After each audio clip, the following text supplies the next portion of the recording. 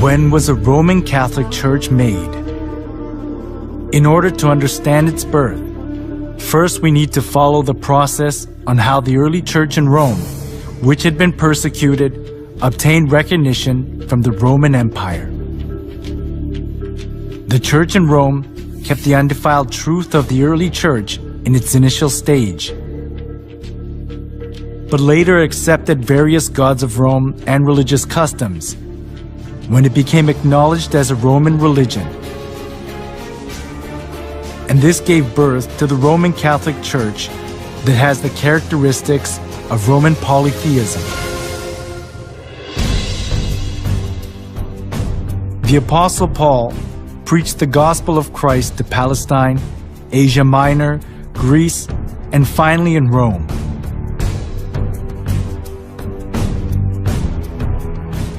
The church in Rome was not welcomed in its initial stage. It was because of the monotheism of Christianity, and the polytheism of Rome conflicted with each other.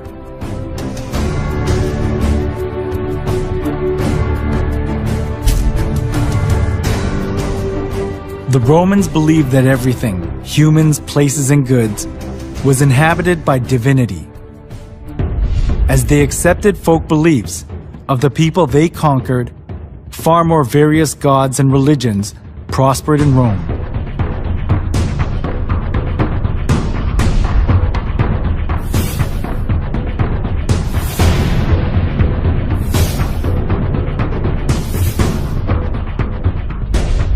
Christian monotheism that appeared in this age went counter to the polytheistic concept of Rome, especially as the Roman emperors approved all the religions of the people they conquered in order to rule over them and to achieve their political purposes.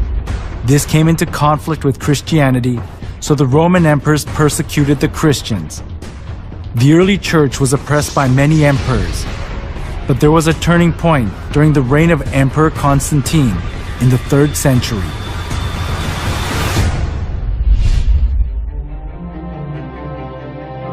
In 313, Emperor Constantine proclaimed the Edict of Milan. The edict approved Christianity as a legal religion of Rome and gave legal privileges and immunity from military duty and taxes to the Christian clergy.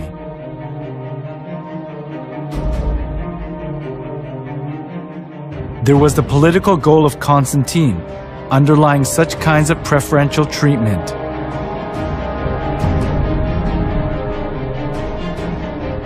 It was Mithraism, the sun worship religion, that was diffused throughout Rome. But all the Roman emperors deified themselves and enforced people to worship them. Some of the nobility were fascinated by the Egyptian mystery religion. So, Rome suffered from religious dissension within itself. At this, Constantine tried to make the best use of Christianity that had spread throughout the whole region of Rome, despite all sorts of persecution. This was because he thought that Christianity could solidify his empire. By approving Christianity as a national religion of Rome, Constantine tried to seek the unity of the Roman Empire under one religion.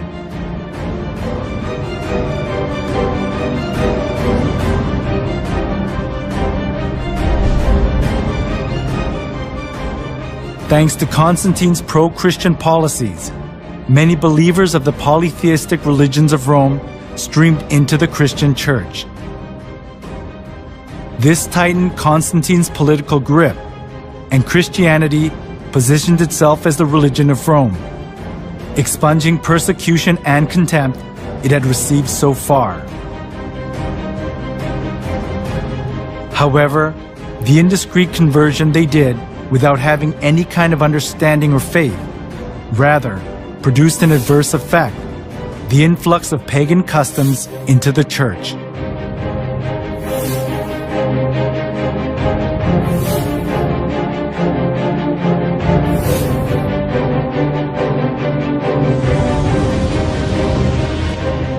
Those who were tainted with polytheism of Rome looked as if they had converted, but in actuality it wasn't easy for them to get rid of the religious rites and institutions of worshiping the sun, the moon, and the stars, and various gods and goddesses, which they had worshipped since their forefathers.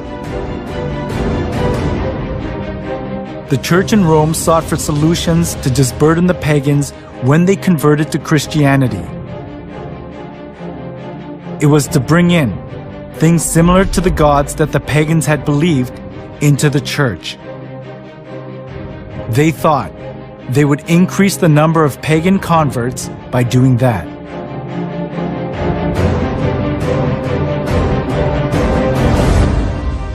For the Christian bishops introduced, with but slight alterations into the Christian worship, those rites and institutions by which formerly the Greeks and Romans and others had manifested their piety and reverence towards their imaginary deities, supposing that the people would more readily embrace Christianity if they perceived the rites handed down to them from their fathers still existing unchanged among the Christians.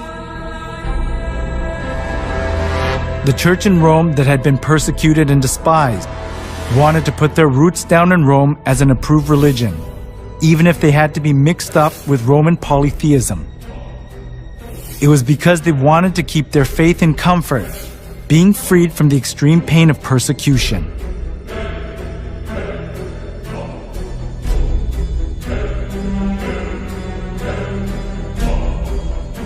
To attract more pagans, the church in Rome tried to Christianize various kinds of pagan gods to suit the Bible.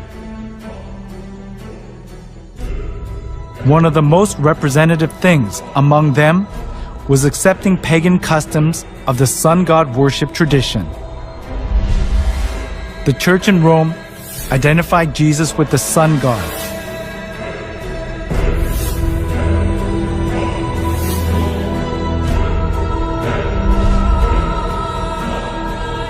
Inside of the church was decorated with various kinds of sun images, and the idea to worship the sun was established as if it were the truth of the church.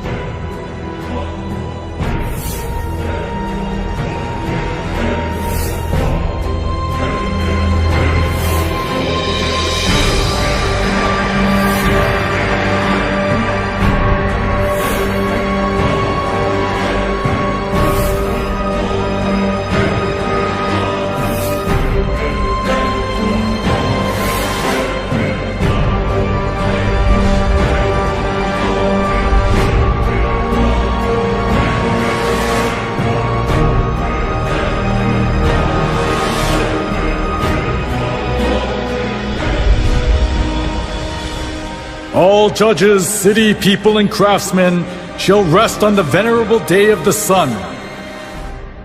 Constantine's edict in 321 played an important role in making the sun god worship faith to put its roots down in the church. Constantine continued to identify the sun with the Christian god in some way.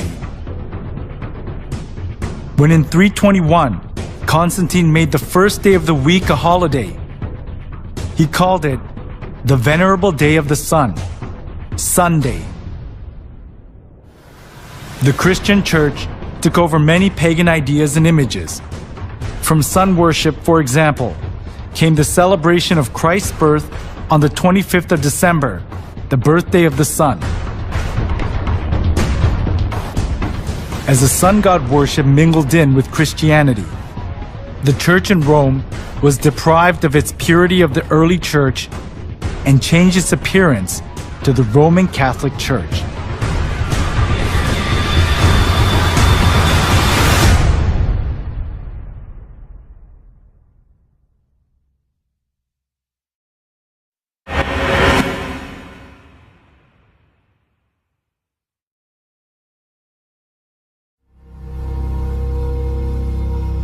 Before the 3rd century, the church in Rome was one of many churches that were scattered all over the Roman Empire. The reason the church in Rome later became the head of all the churches of the world and dominated the Middle Ages was because it joined hands with Emperor Constantine. As a result of Constantine's pro-Christian policies, many people who believed pagan gods converted to Christianity. This consolidated Constantine's political position, and there was no need for the church in Rome to refuse the converts because it was a good opportunity to secure its religious position.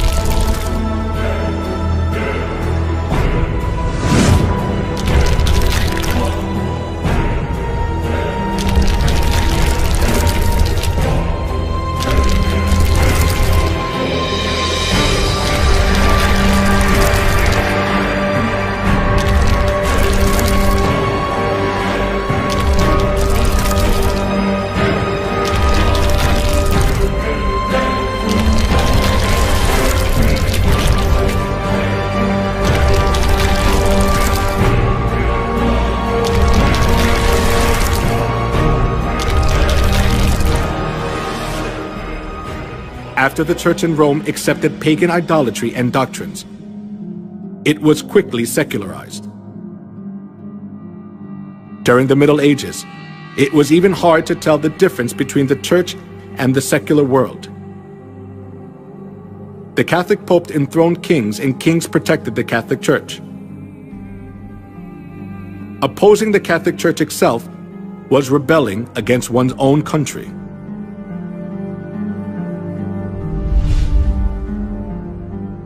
The Pope wielded an absolute power.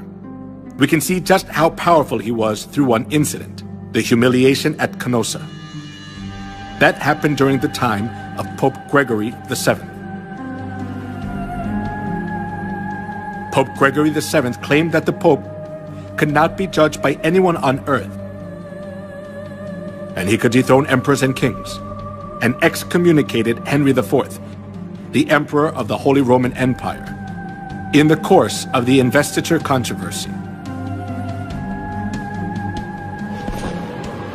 As Henry IV was faced with the crisis of being dethroned, he went to the Pope who was in Canossa.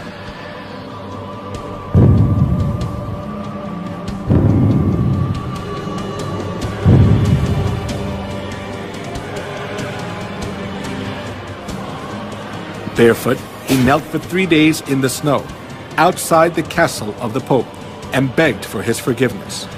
This is what is called the humiliation at Canossa incident. The Pope had so much authority that there was no one who was able to hold back the Church from abusing its power anywhere in Europe.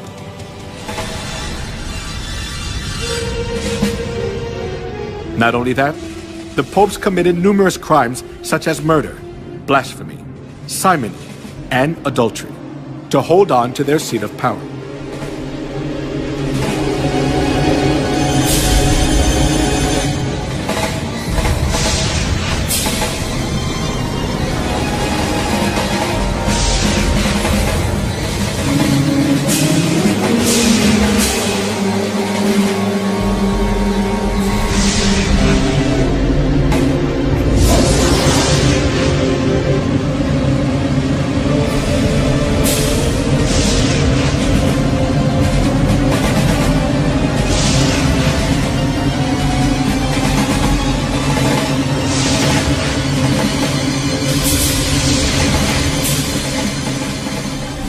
We cannot even fathom the evil deeds of the corrupt popes.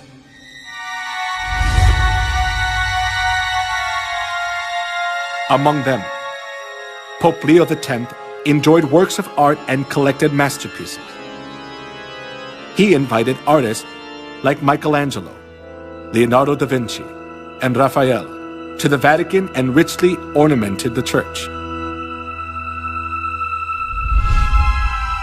Being driven by his vanity, he constructed St. Peter's Basilica. However, as he ran out of money by collecting costly works of art, he started to print a greater amount of indulgences.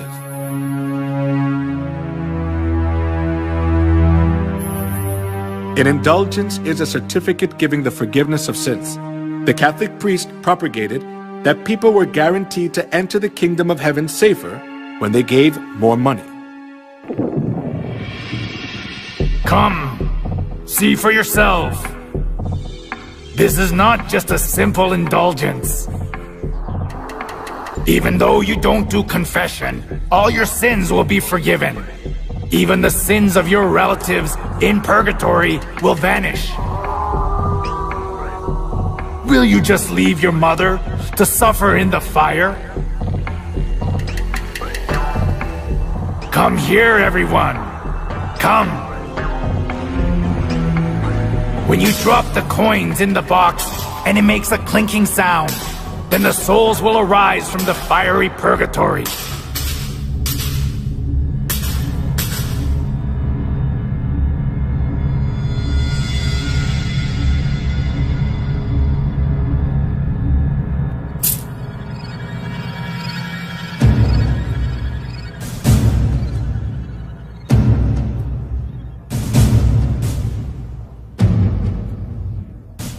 The sale of indulgence was one of the biggest businesses of the Catholic Church.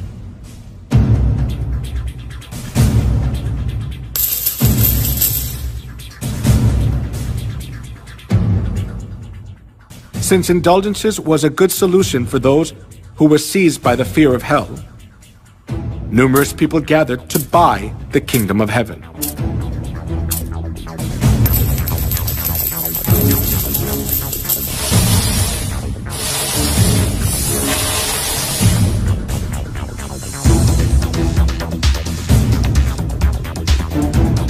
Giotto, the representative artist during medieval Europe, clearly shows the evils of indulgence in his work.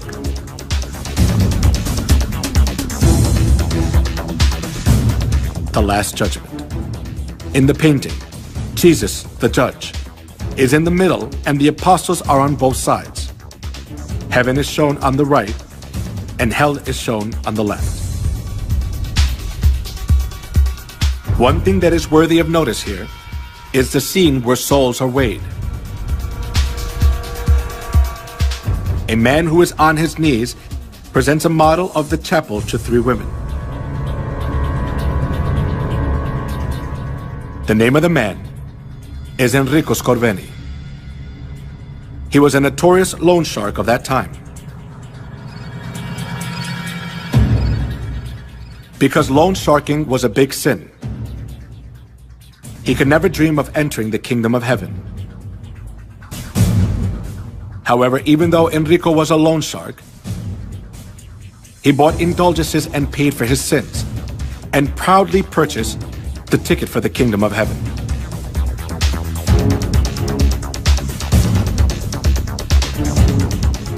The Bible teaches that only God can forgive sins.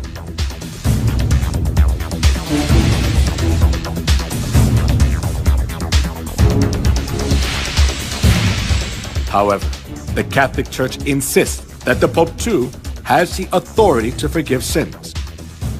This kind of false teaching enabled them to commit fraud, the sale of indulgences.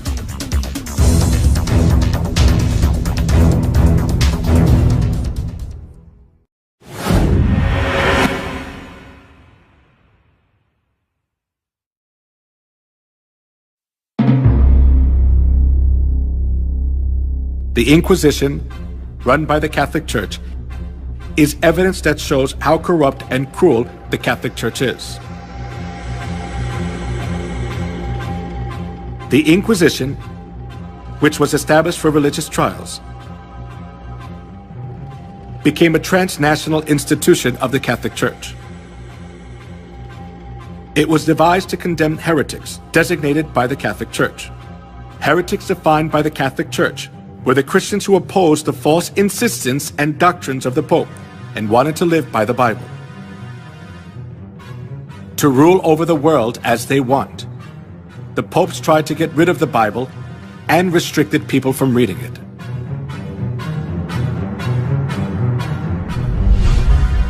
Pope Alexander III labeled those who read the Bible as heretics and commanded to confine Christians who were condemned as heretics to expropriate their property.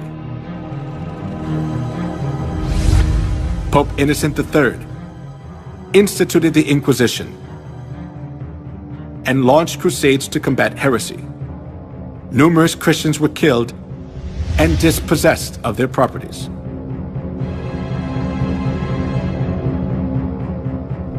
Pope Gregory IX claimed to punish heretics who did not repent and appointed the Order of Saint Dominic as the Inquisitor. Pope Innocent IV promulgated the bull Ad Extirpanda, explicitly authorizing torture, and commanded to burn everyone who opposed Catholicism. Here is the salient religious trial of the century. Giordano Bruno, a medieval astronomer, was charged as a heretic by the Catholic Church and burned at the stake. The reason he was burned was that he denied the geocentric theory and insisted on the heliocentric theory. After that, Galilei verified that the Earth revolves around the Sun. But he too was declared a heretic and was forced to recant his heliocentric view.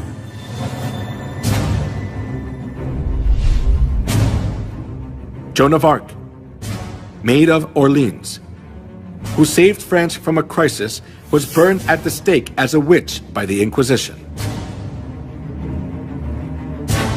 As years went by, the Inquisition helped the Pope exercise his extraterritoriality. To stay in power, the Catholic Church accused those who stood against them of being heretics and eliminated them. If a person was charged of being a heretic once, he had no right to have counsel. He was severely tortured and ended up being imprisoned for life or executed by fire.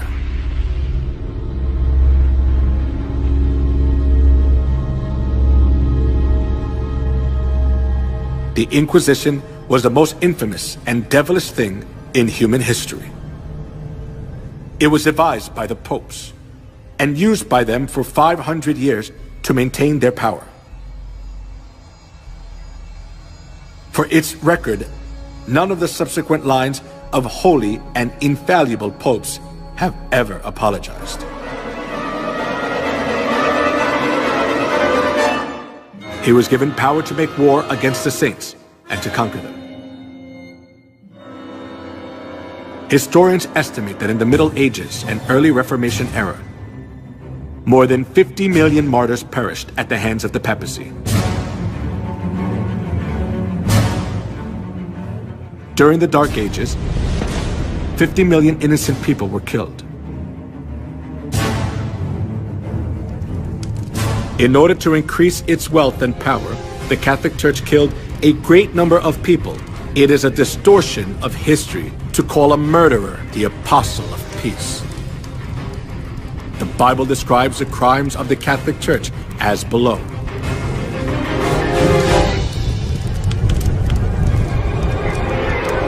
I saw that the woman was drunk with the blood of the saints, the blood of those who bore testimony to Jesus. When I saw her, I was greatly astonished.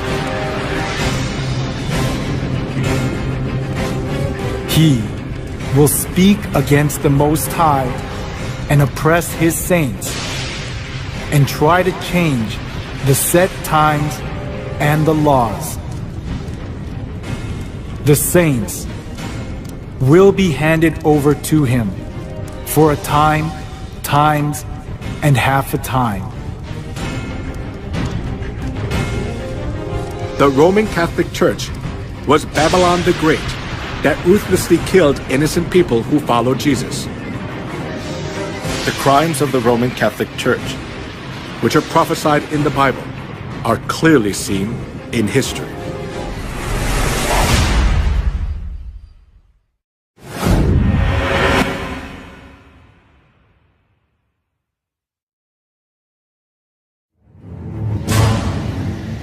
In the Museum of Torture Instruments in San Marino in Europe, the torture devices which were used during the Dark Ages are displayed.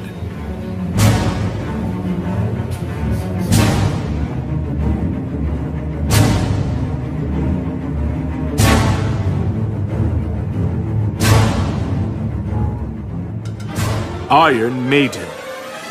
It is one of the representative torture devices from the medieval period. It is an iron cabinet with a spike-covered interior, with iron spikes about 8 inches long.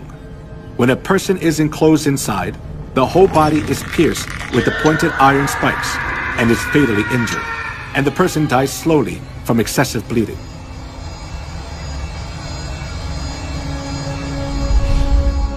The torture device in the shape of a wheel was invented for execution. They tied a person around the wheel, then rolled it repeatedly over fire or spikes. They also bound the 4 limbs of a person on a wheel and crushed the bones using an iron bar or hammer. Then the person was thoroughly injured and died in pain, still bound to the wheel.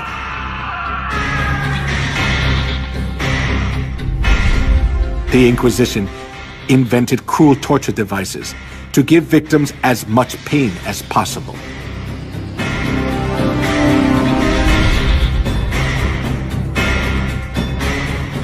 A torture device with sharp iron hooks to tear off a living person's skin.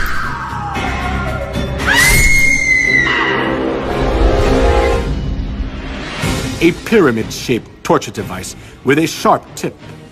A person was put on top and suffered severe pain as a sharp point was inserted into the body, little by little, due to the body weight.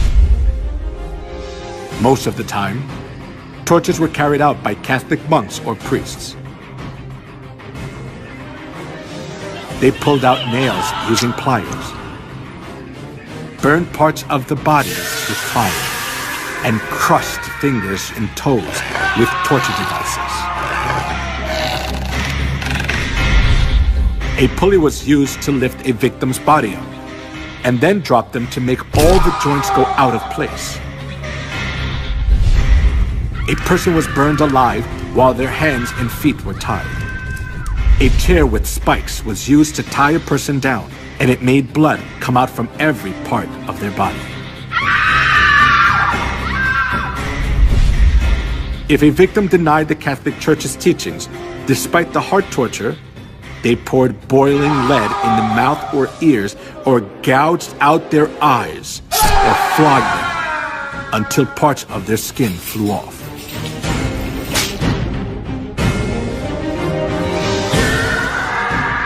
Sawing, slaying by sword and burning the victims alive. The Catholic priests enforced them to follow their teachings, holding the cross in front of them.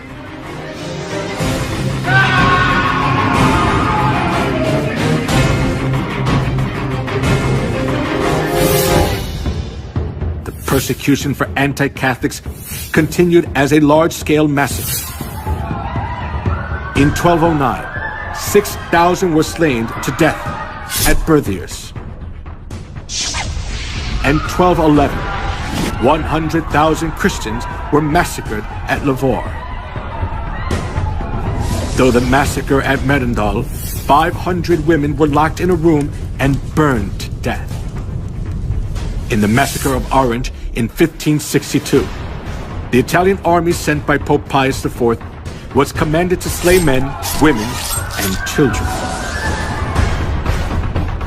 In 1572, approximately 100,000 people were massacred in Paris, France.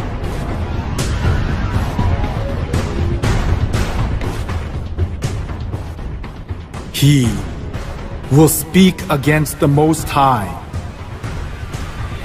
and oppress his saints. The saints will be handed over to him for a time, times, and half a time. As it was prophesied that the one who speaks against the Most High would make war against the saints and conquer them, over 50 million people were slaughtered during the Dark Ages.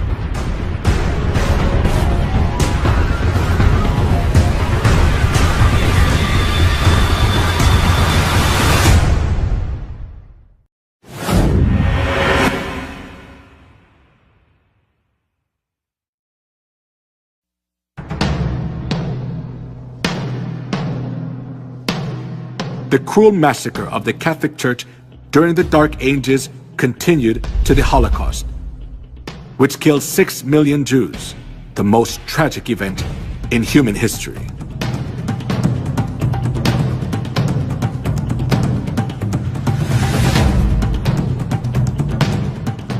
From 1933 to 1945, 6 million Jews, including 1.5 million children, were slaughtered in 15 European countries, such as Poland, Russia, Austria, Czechoslovakia, Hungary, France, Belgium, Luxembourg, Italy, Netherlands, Norway, Romania, Yugoslavia, and Greece.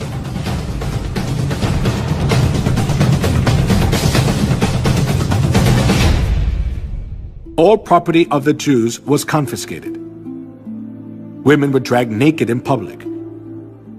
They suffered from starvation, infectious diseases, confinement, and public execution. The Jews who survived faced a miserable death in gas chambers in concentration camps built by the Nazis.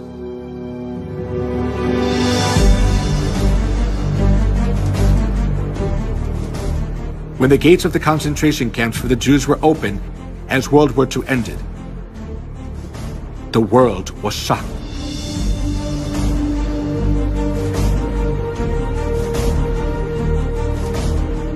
In the concentration camps, there were dead bodies of the Jews that were not buried yet, piled up like a mountain.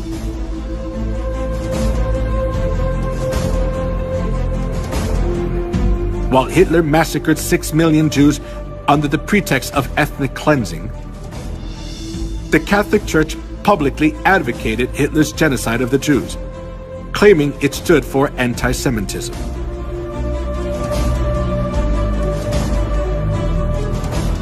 When the Nazis' genocide of the Jews reached its peak, Weissmandl, a Jewish rabbi, sent a letter to the Vatican to ask for help. He begged the Pope to save the innocent Jews, especially young children. 1.5 million out of 6 million Jews who were slaughtered were children. His plea was a desperate outcry. However, the reply he received from the papacy was not just heartless, but blood-curdling. There is no such thing as the innocent blood of Jewish children.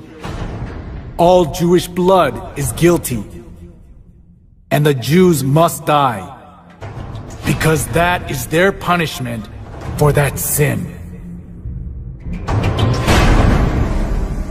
The Catholic Church was always hostile to the Jews for the reason that they had killed Christ. And they committed countless murders under the pretext that they were punishing the Jews on behalf of God. This kind of attitude of the Catholic Church greatly affected Hitler, who was Catholic. Dann wird das Ergebnis nicht die Bolschewisierung der Erde und damit der Sieg des Judentums sein, sondern die Vernichtung der jüdischen Rasse in Europa.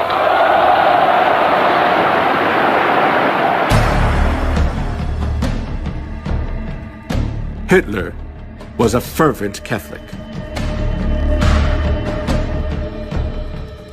The reason Hitler extremely hated the Jews was from the historical experience of the Catholic Church which had treated the true Christians and the Jews mercilessly for 1600 years. For this reason, Hitler was able to commit the Holocaust, sending 6 million Jews to gas chambers without hesitation.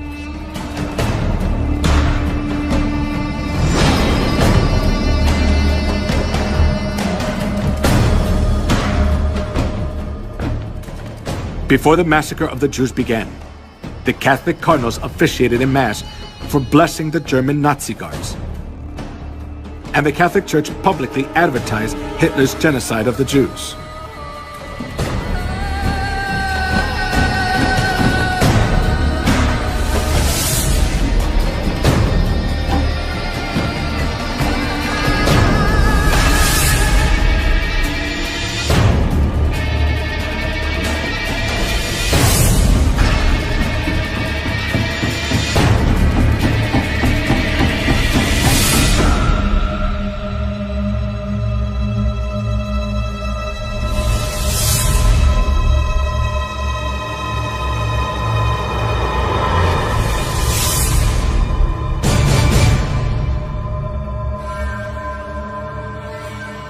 The Catholic Church has committed crimes against humanity for centuries in the name of religion.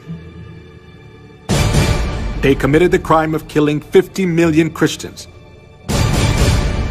and the Holocaust of killing 6 million Jews.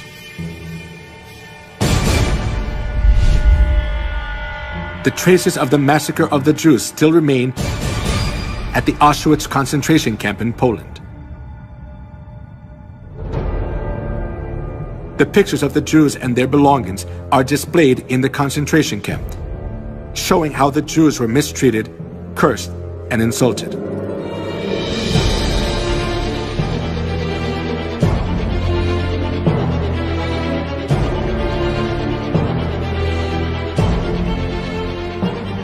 These horrible times remain in the records of history.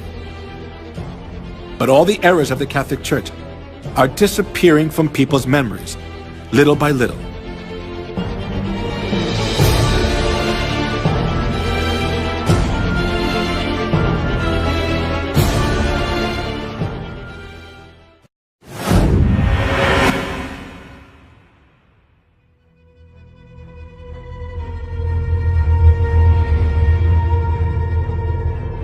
As the 21st century began, the Roman papacy admitted to all kinds of crimes they had committed against humanity for the past 2,000 years of Christian history. They admitted their faults, such as the Crusades, anti-Semitism, the Inquisition, and witch hunts. The Pope also said that the Catholic Church would like to create a new unity among religions by looking back on all their religious errors.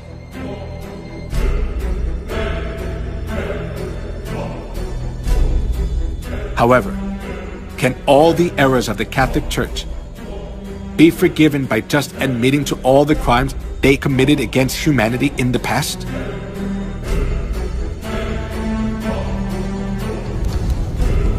Just by admitting to their errors, the Catholic Church's crimes cannot be solved. They can never come to true repentance unless they realize their fundamental errors. When viewed from historical facts and the prophecies of the Bible, the Catholic Church is an organization of the Antichrist, which has destroyed all the truths of God, paganized Christianity by accepting all kinds of pagan gods, and made numerous souls worship Satan, not God.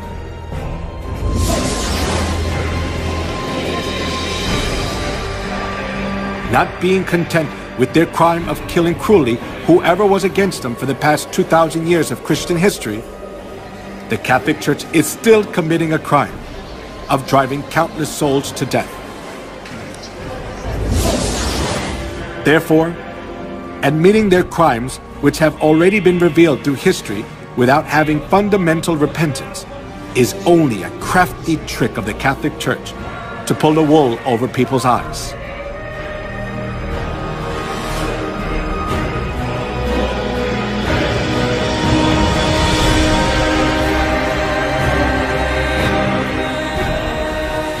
For such men are false apostles, deceitful workmen, masquerading as apostles of Christ.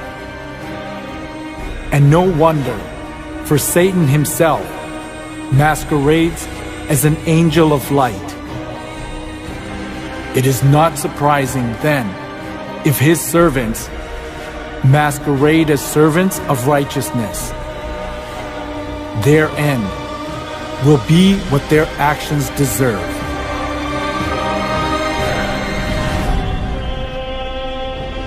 In human history, the organization which has killed the most people is the Catholic Church. Nevertheless, the Pope is called an apostle of peace. It is an act to distort history. The reason the Catholic Church is more dangerous than any other organization is that they are doing all these things in the name of Christ.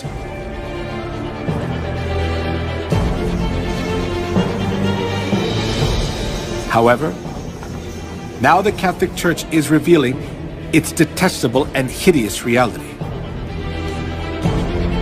In terms of declining congregations, but more profoundly to do with the paedophile sex scandal that has rocked the church for more than 10 years. We've been looking into one particular case involving... Incredible. One former priest said that, you know, perhaps 50% of priests who enter the priesthood may be gay. I talked to a long...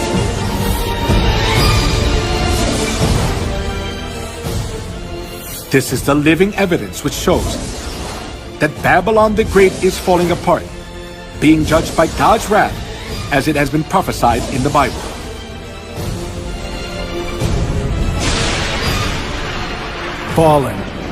Fallen is Babylon the Great. She has become a home for demons and a haunt for every evil spirit, a haunt for every unclean and detestable bird. Give her as much torture and grief as the glory and luxury she gave herself. She will be consumed by fire. For mighty is the Lord God who judges her.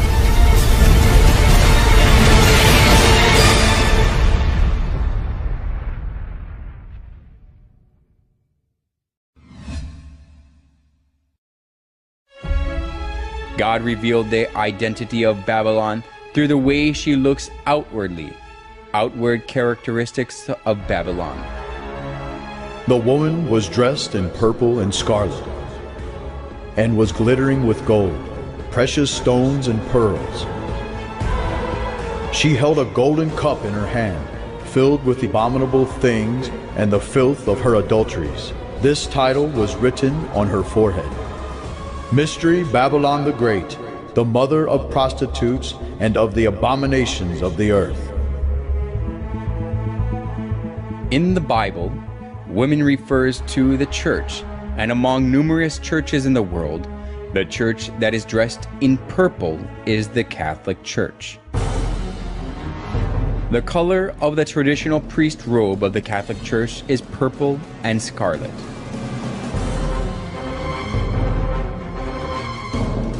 We can also confirm that the church that decorates its interior and worship utensils with gold, precious stones, and pearls is the Catholic Church.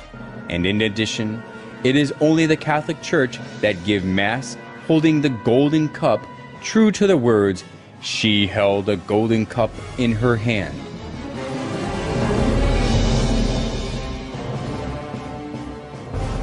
As we have seen, no church but the Catholic Church satisfies all the points that the Bible tells us. The Bible recognizes this organization as Babylon the Great. The Catholic Church, Babylon the Great, looks as if it worships God, but when we closely look into it, we can find out they do abominable things to worship the sun god.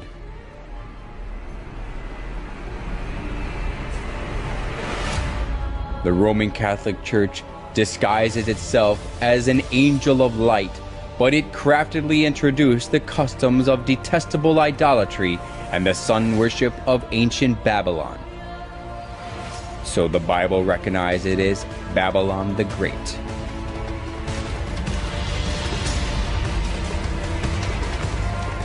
Then does the Bible call only the Roman Catholic Church Babylon? It also calls the Protestant churches which keep the Sunday service and Christmas originated from the sun worship as Babylon too. This title was written on her forehead. Mystery Babylon the Great, the mother of prostitutes and of the abominations of the earth. In the Bible, women refers to church. So, a prostitute means a false church that practices lawlessness. The Bible tells us that Babylon the Great, which is expressed as the mother of prostitutes, is the Catholic Church and the Protestant churches. Small prostitutes that come from the Catholic Church are small Babylons. The Catholic Church, which leads the whole world astray as the mother of prostitutes, is proud of itself as the mother church that gives birth to all Protestant churches. The Catholic Church is the continuation of the Incarnation and the prolongation in time and space of the redemption. It is the mother church of all Christendom. The Bible also recorded about the abominable behavior of the prostitute who leads the whole world astray. The kings of the earth committed adultery with her, and the merchants of the earth grew rich from her excessive luxuries. Babylon the Great and small Babylons, which changed God's set times and laws, oppressed God's saints. The Bible prophesies that God's rage will judge them in the end. After this, I saw another angel coming down from heaven. He had great authority, and the earth was illuminated by his splendor. With a mighty voice he shouted, "Fallen, fallen is Babylon the Great."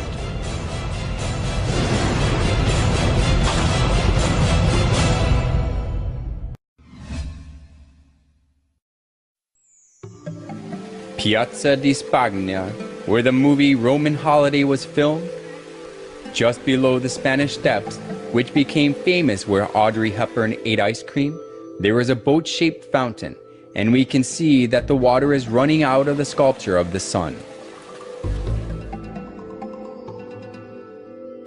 The head of the boat is embellished with the Pope's coat of arms and the papal tiara. The tiara is the symbol of the papacy. The fact that the tiara is at the head of the boat tells us that the Pope is the very person who leads the sun worship. It is easy to see the tiara in many places of the Catholic Church.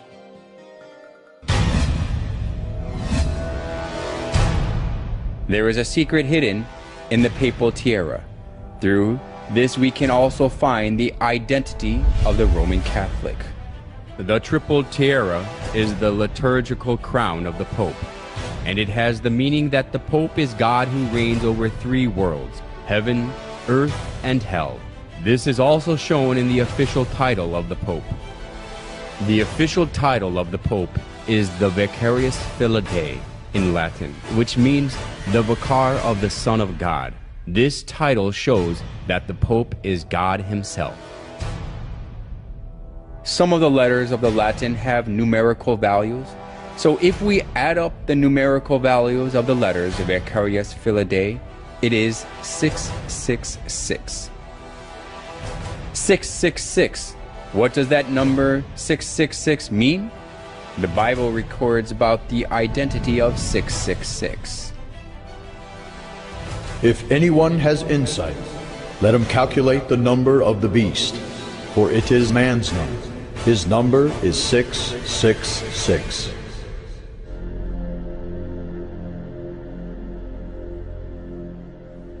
Every reformer, without exception, spoke of the papacy as the Antichrist.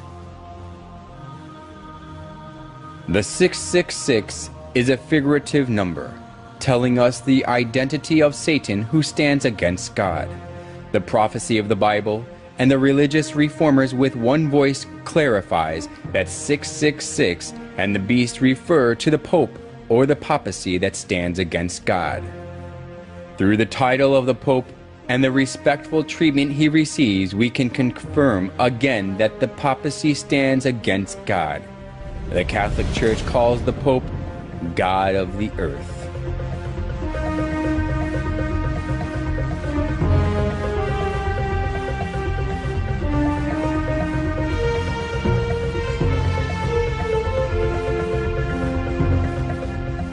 The Pope is a mere man, but the Catholic Church insists that he can modify God's laws as he pleases.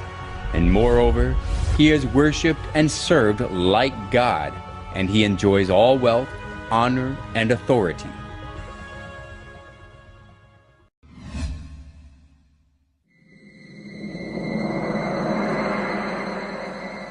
The obelisk standing in the center of St. Peter's Square is closely related to sun worship.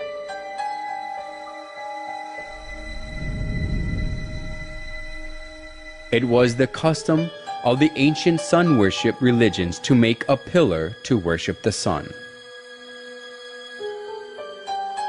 Obelisk was set up at a temple or tomb as a monument to worship the sun god. It typically had a pyramid-like shape at the top, and the pyramid is the emblem of the sun god of the Egyptians, Ra. Like this, the obelisk was made for the sun god. Then, why are the obelisks, the symbol of the sun worship, set up in front of the Catholic churches? When we look carefully at the obelisk standing in front of the Catholic Church, it has the star-shaped divine light and cross, which are symbolize the sun.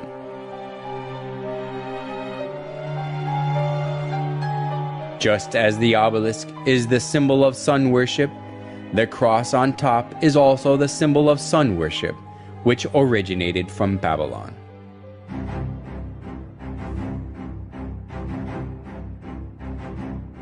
Crosses are also found in the murals of ancient Babylon and Assyria, especially the image of cross on the headband of the sun god Tammuz shows that the cross is originated in Babylon. The Egyptians used the Ankh cross. The shape of the cross, made of two wooden poles, which the church started to use, came from the ancient Chaldean region. In the Chaldean Empire, the adjacent regions, including Egypt, the cross was used as a symbol of Tammuz. So, it is certain that the cross was made to worship the sun god.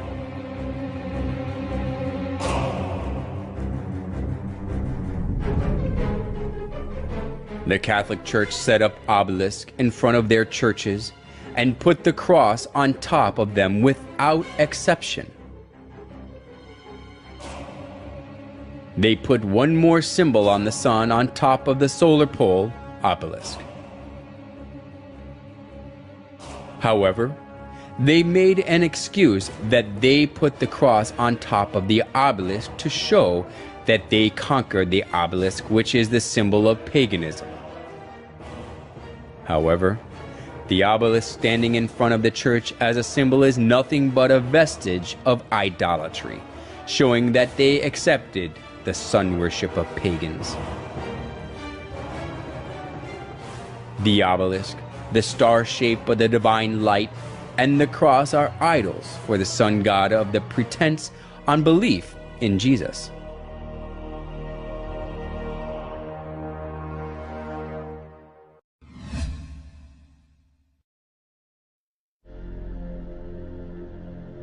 The Pantheon is the oldest monument still standing in Rome. The Pantheon was rebuilt in 125 AD by Emperor Hadrian and dedicated to every known god as well as the sun god, the supreme god of the Romans. Then Pope Boniface IV converted it into a Catholic church. The Pantheon, which once was the temple for the sun god but is now used as a Catholic church, is famous for its domed roof.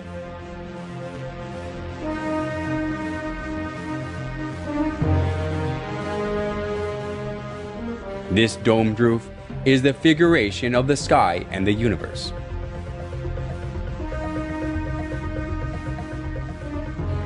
In the center of the dome, there is the oculus, a round opening with a diameter of 27 feet.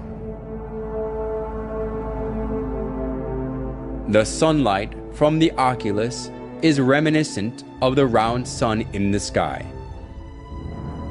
The sunlight coming through the oculus lightens the inside of the church, and it creates an effect of the presence of the sun in the church.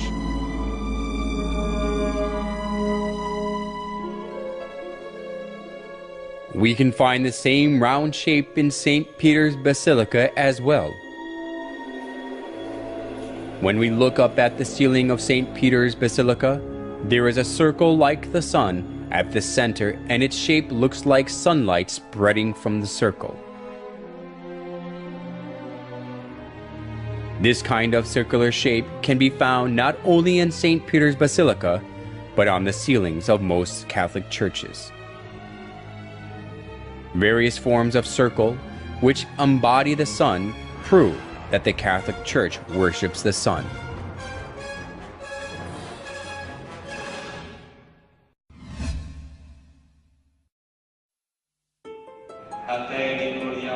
We can find another characteristic of the sun worship in the Catholic Church in their use of lamps and candles.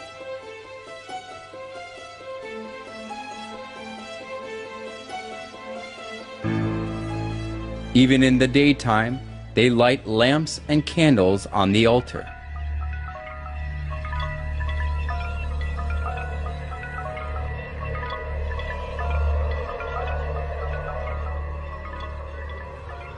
People buy the candles displayed before the statue of Mary, saints, and popes so that they can light the candle, put it on the altar, and pray.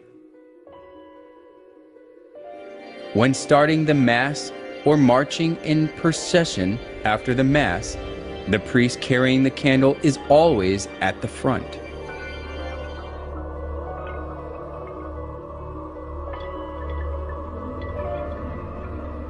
Where does the use of candles in Catholic Church come from?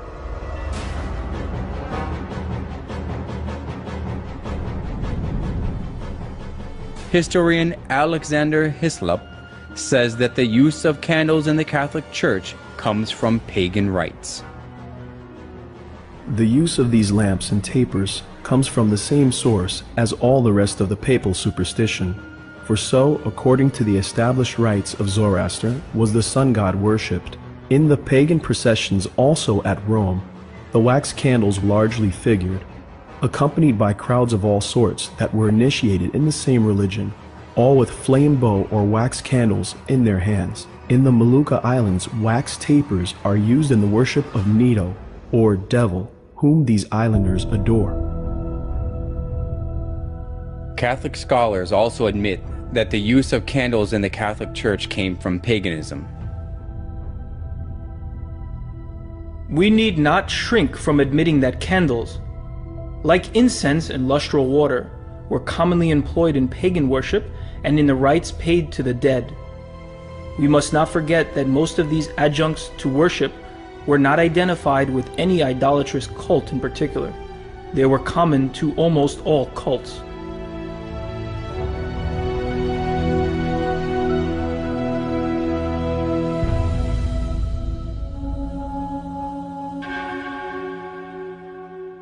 Candles commonly appear in numerous rites of pagans.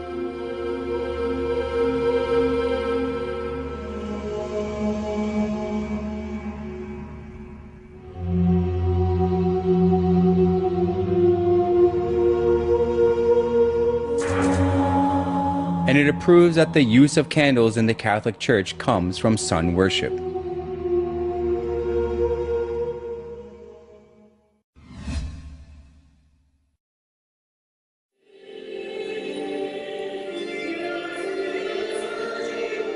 The Catholic Church conducts a particular ceremony before the image of the sun. Watching their Mass, we can find out that it is closely related to sun worship. At the altar that has the image of the sun, the priest lifts up the round bread. They call it elevation and insist that they offer the bread to God. However, offering the round bread which takes after the image of the sun, and regarding the round bread as the sun god, has existed in the sun worship of paganism.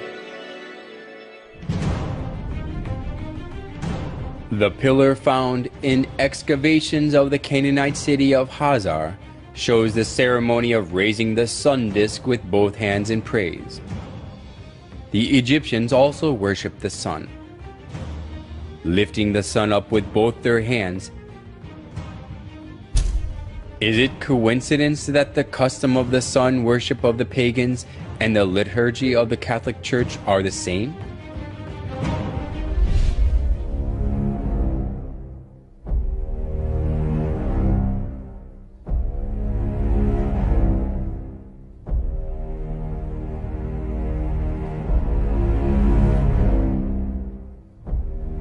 On special days, they put the bread in the sun-shaped frame and go parade through the streets for public display.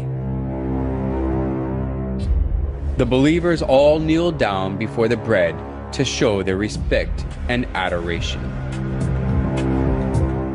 Curiously enough, the monstrance, which is the vessel used to display the consecrated Eucharistic bread, has a sunburst pattern.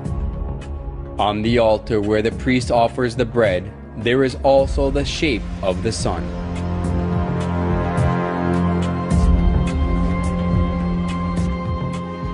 By offering the bread in the sunburst pattern, they worship the sun.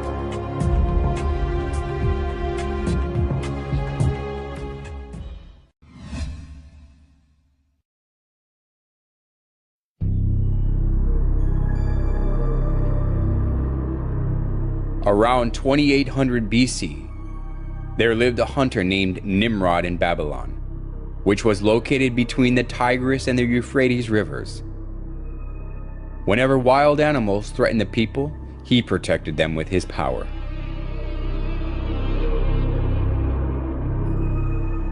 As people respected and supported him, Nimrod became arrogant and incited people to build the Tower of Babel. Come, let us build a tower that reaches to the heavens. Let us make a name for ourselves and not be scattered over the face of the whole earth. Such deeds of Nimrod that were against God has continued even after Nimrod had died. Semiramis, Nimrod's wife, insisted that Nimrod became the sun god. She cut Nimrod's dead body into pieces and sent them to each tribe of Babylon. People regarded the place where a part of Nimrod was buried as sacred.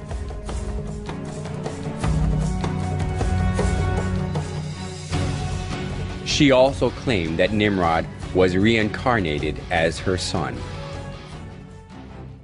The sun god Nimrod was reincarnated as my son Tammuz. He who believes and follows Tammuz follows Nimrod. As Semiramis ruled over Babylon in place of her young son Tammuz, she maneuvered people into worshiping her. Monuments of Semiramis carrying her child Tammuz in her arms were set up all over Babylon, along with various images symbolizing the sun god. The sun worship and the mother-child worship, which was a scheme devised by Semiramis, put down roots as a religion of Babylon.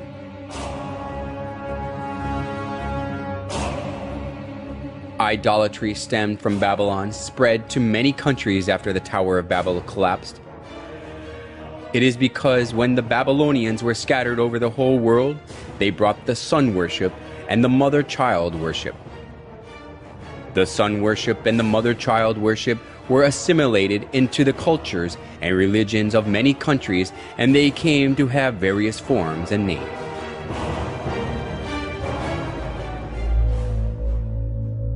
Nimrod, the sun god, was known as Mithra in Persia, Sol in Rome, Ra or Horus in Egypt, and Apollo in Greece. Semiramis and Tammuz, who were the start of the mother-child worship, was called Isis and Horus, Venus and Dionysus, Diana and Attis, and Astaroth and Tammuz, respectively. Besides these, the image of goddess, who is holding a baby in her arms, was venerated in many countries of the world.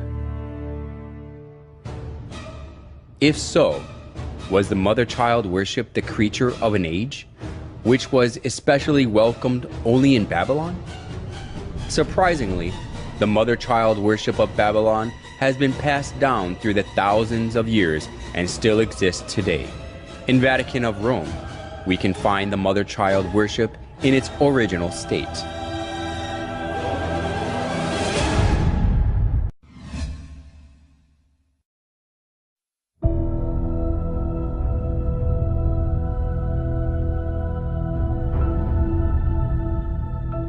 The statue of Virgin Mary with baby Jesus stands in the eye-catching place in the Catholic Church, whether it is a big cathedral or a chapel in a small town.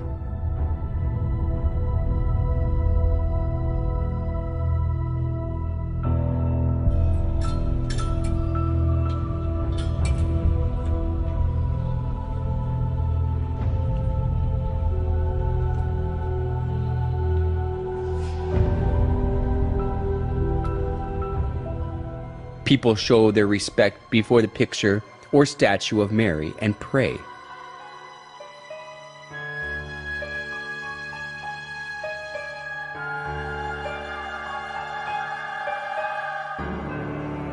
Even the Pope prays before Mary with his head lowered.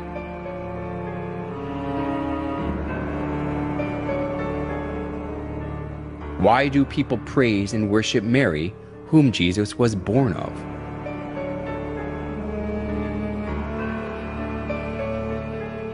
A famous Catholic bishop and writer, Alphonsus Liguori, explained in his writings that it is far effective to pray to Mary than to Christ. In the Franciscan Chronicles, it is related that Brother Leo once saw a red ladder, on the summit of which was Jesus Christ, and a white one on top of which was his most holy mother. And he saw some who tried to ascend the red ladder, and they mounted a few steps and fell.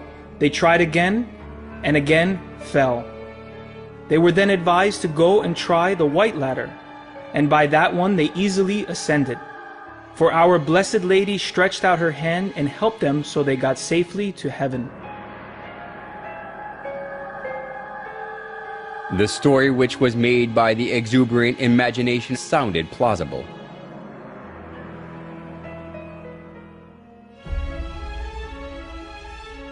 Although it was a man-made story, Pope Gregory XVI canonized Liguori as a saint, and Pope Pius IX declared him a doctor of the Catholic Church.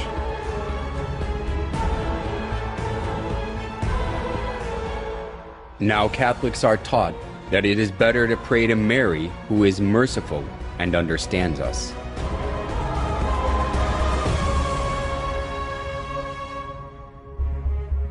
We must never go to our Lord Jesus except through Mary, using her intercession and good standing with Him. We must never be without her when praying to Jesus.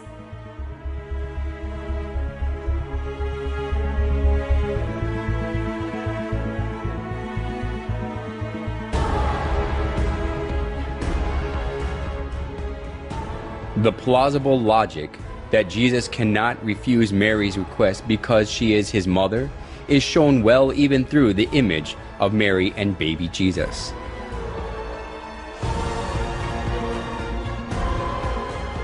In most cases, Jesus is nested in Mary's arms as a baby.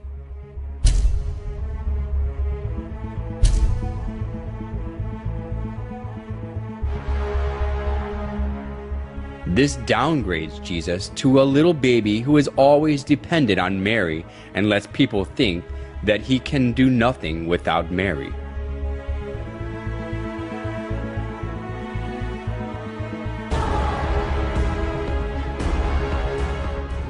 Today, the Catholics think more highly of Mary than Jesus.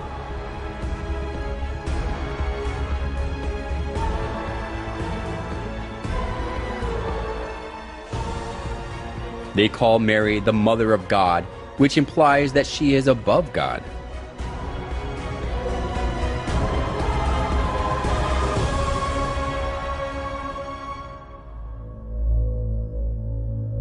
Mary as a female is merely a creation who was chosen to conceive Jesus.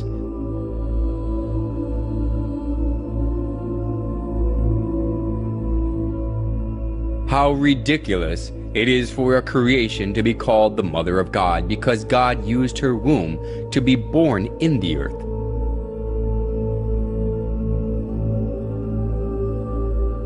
Nevertheless, the Catholic Church venerates Mary as the Mother of God.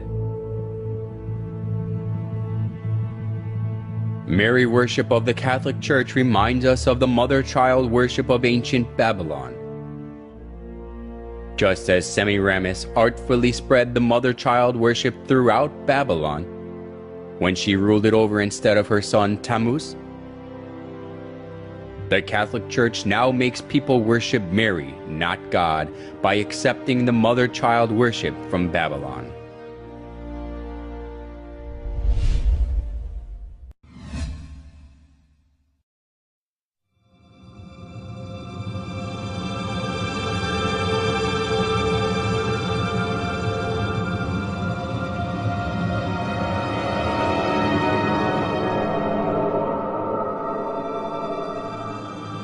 The Catholic Church regards it a great honor to keep the remains of the popes or saints in the church.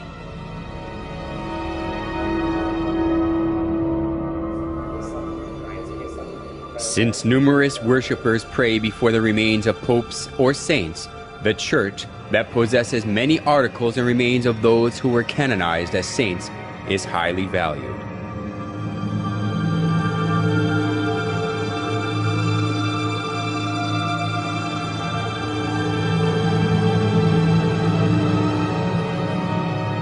St. Mark's Basilica in Italy is said to have the remains of Mark. Basilica of San Francesco in Italy has the remains of Saint Francesco. And it is believed that the skulls of the wise men who visited baby Jesus are kept in the Cologne Cathedral in Germany. People kiss the displayed relics and the coffins that contain the remains and pray for God's blessings before them. The veneration of relics of the Catholic Church even took the form of decorating the church with human bones.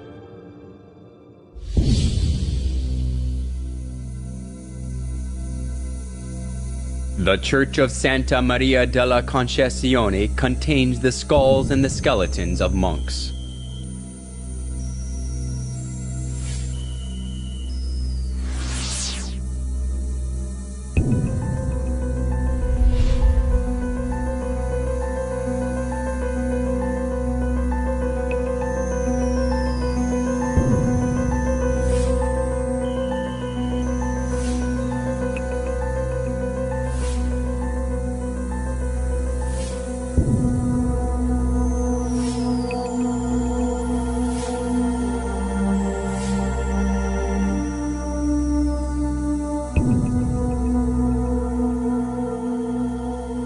A Catholic church in the Czech Republic is designed with the bones of over 40,000 human bodies, and it attracts people.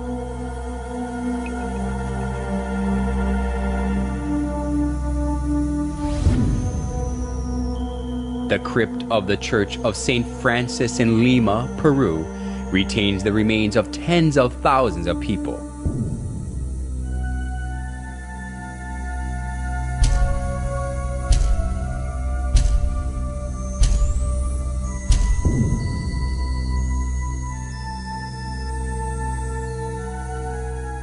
Usually, we shudder to think of the bones and coffins of dead people in the church.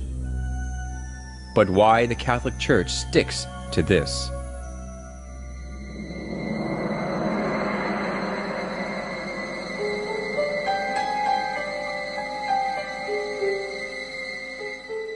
You will find that Catholics are encouraged to honor the saints by imitating their holy lives, by asking them to pray to God for us, and by showing respect for their remains, their images, and the like.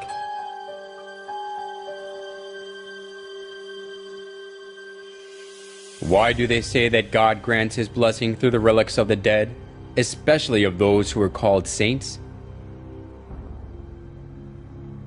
We can find the origin of the doctrine that God gives blessing through the relics in the ancient Babylonian religion. After Nimrod died, Semiramis cut his body into pieces and sent them to other regions, and they regarded the place where the dead body part was buried as sacred. The tradition of Babylon was handed down to the Roman Catholic Church, and because of this, the relics of the dead have become consecrated. Just like Babylon, that was cursed by God for its idolatry, the Roman Catholic Church is filled with all sorts of idols.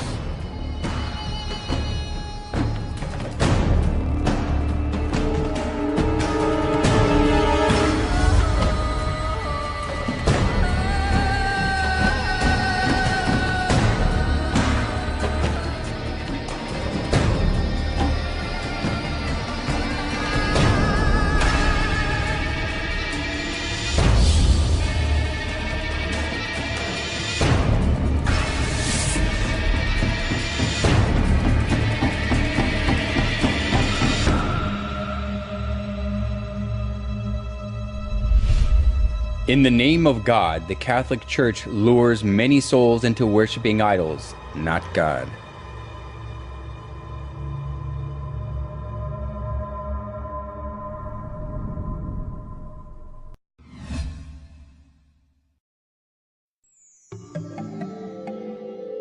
There are various forms of the sun in St. Peter's Basilica, which is one of the most important buildings of the Catholic Church.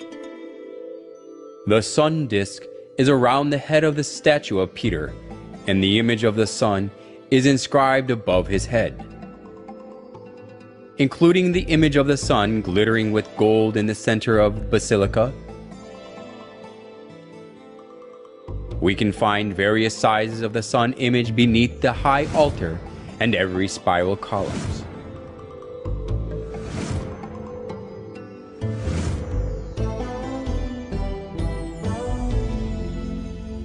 Even the cross on the altar and the utensils used for communion and the priest's costume have the sun images.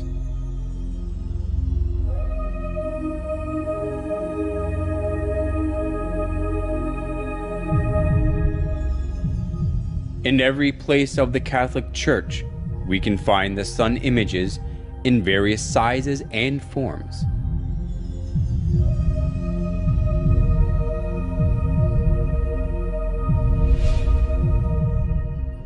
Among the various forms of the sun in the Catholic Church, some has a picture of a dove in it.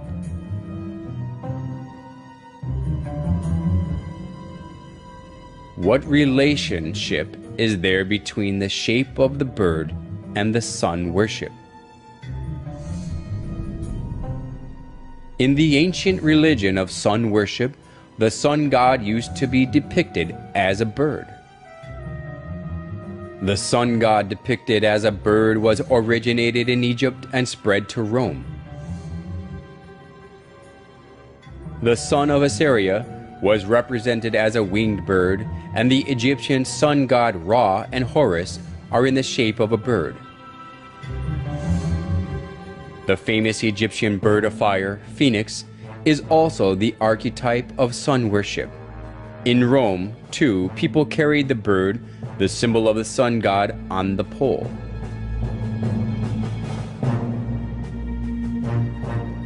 Then why does the high altar in St. Peter's Basilica have the image of the sun with the bird in it?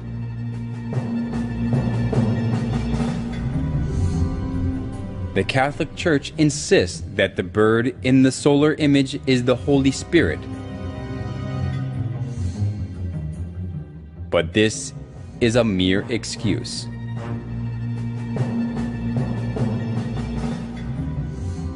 When we trace back the customs of sun worship, the bird is the winged sun god that the sun worshippers served. Offering the bread and wine to the image of the bird is not offering them to the Holy Spirit, but to the sun god.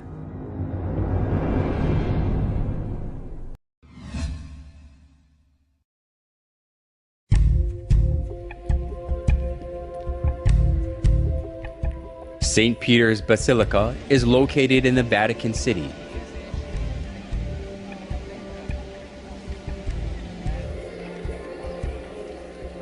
The bronze statue of St. Peter always attracts many tourists.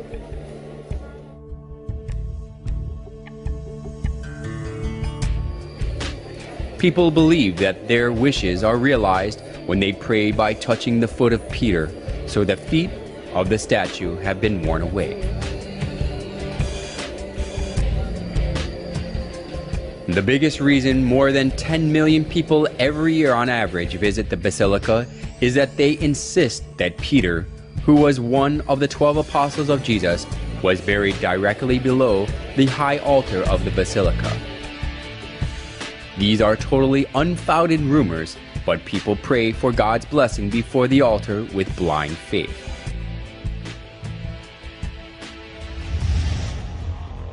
They even teach people that they can have help, even the help they cannot have from God, when they praise and pray in the names of the dead saints.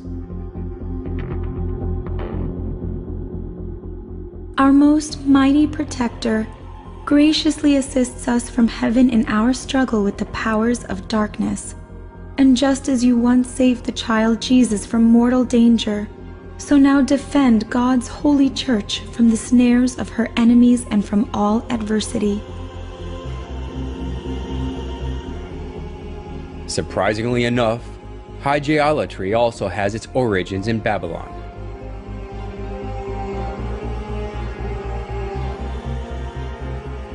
Since the Babylonians had some 5,000 gods, there were plenty to choose from.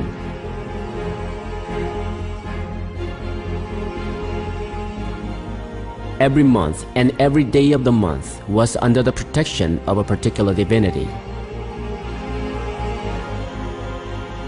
In ancient Babylon, the roles of gods were divided by people's problems and occupations, so the people worshiped their certain gods associated with their needs.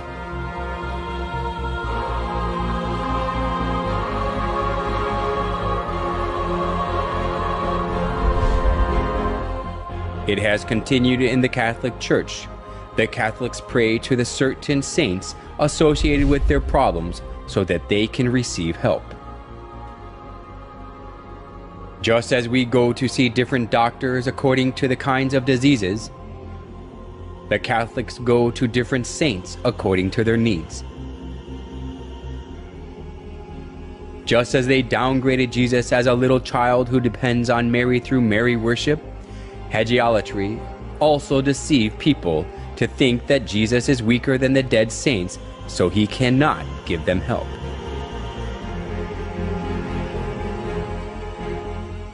Nowhere in the Bible can we find the worship of saints. Instead, the Bible warns that worshiping anything other than God is idolatry.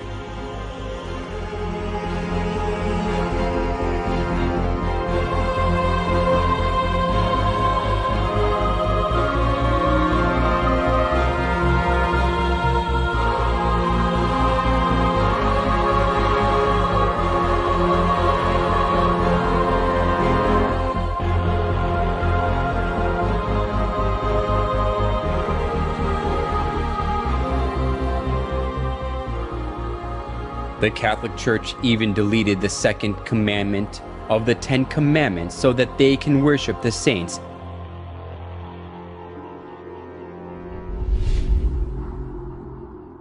They outbrave the law of God. Do not make other gods or serve them, and stand against God.